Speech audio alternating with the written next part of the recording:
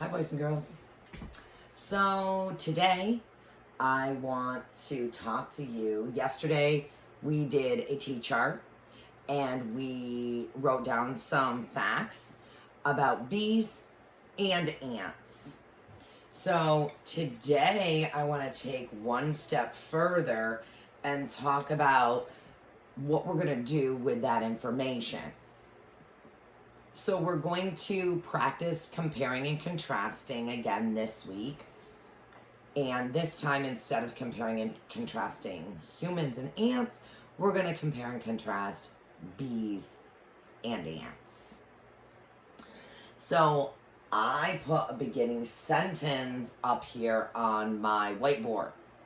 And that's going to be your job today, is to come up with a beginning sentence and then take your information from your T-chart and start telling me how bees and ants are alike. So you need to have a beginning sentence.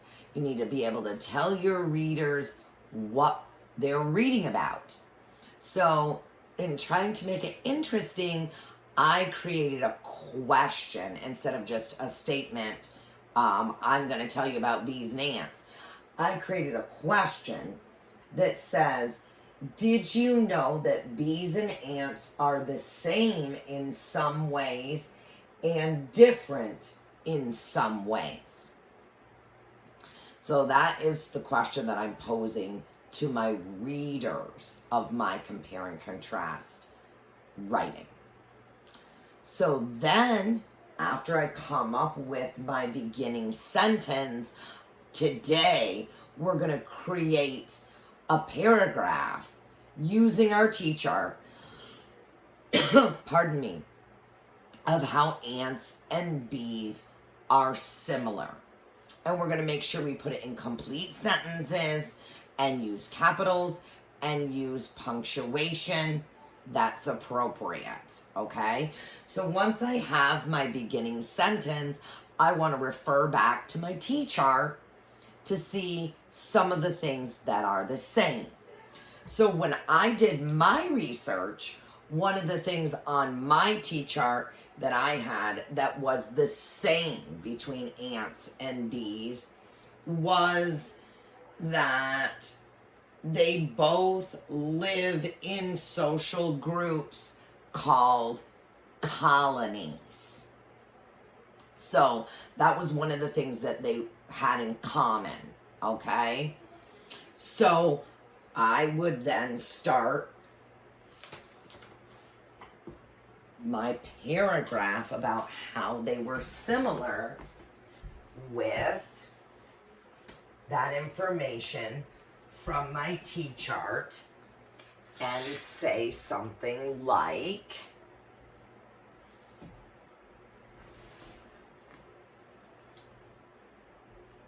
ants and bees live in groups called colonies.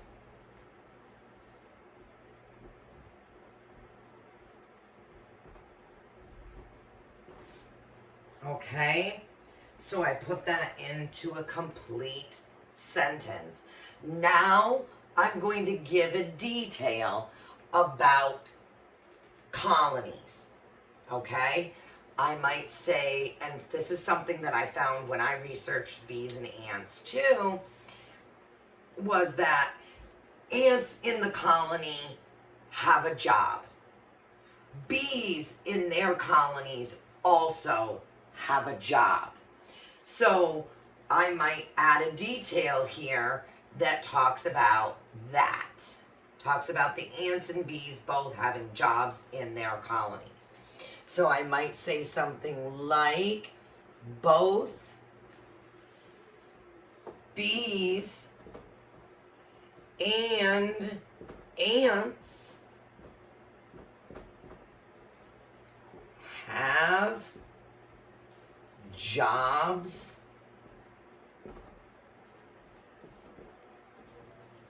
that they must do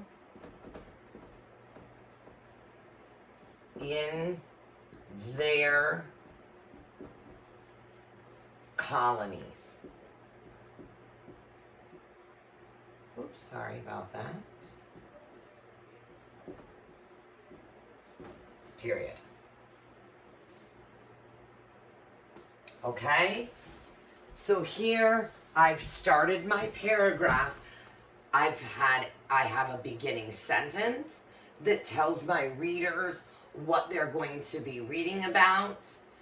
Then I have complete sentences from my T-chart about how ants and bees are similar or the same. Ants and bees live in groups called colonies. Both bees and ants have jobs they must do in their colonies. So what you're going to do today is you're going to do what I've done here. You're going to come up with a beginning sentence, and you're going to put in complete sentences from your T-chart how bees and ants are alike. Okay? And that's all we're going to do today. Our beginning sentence, and then the information that you gathered about how bees and ants are alike. You're going to put that into complete sentences. Last week, I let you steal my beginning sentence. But this week, you need to come up with your own beginning sentence. It can be a question. It can be a statement. But you have to come up with your own. The one criteria that I want you to keep in mind is I want you to try to make that beginning sentence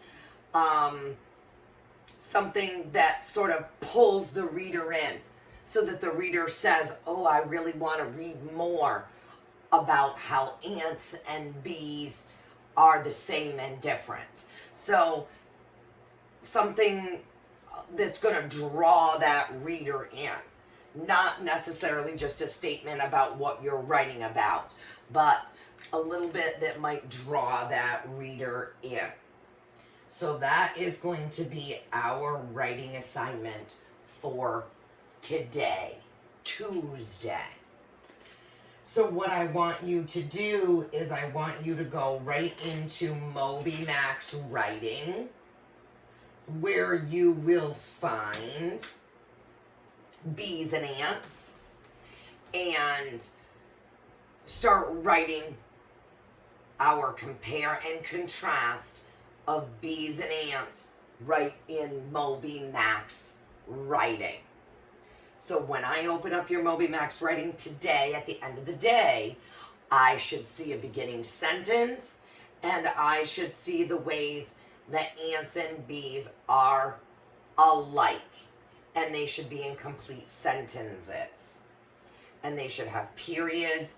And we should also, if I go in and I make any corrections, or I ask you to correct it, you know, like, oh, you forgot a capital here, or we need spelling error here, when you go in the next day to continue your writing, I need you to fix anything that might be spelled wrong, that might need a capital, things like that. I have lots of boys and girls that I make all kinds of comments on their writing in MobyMax Writing, and they don't ever fix it.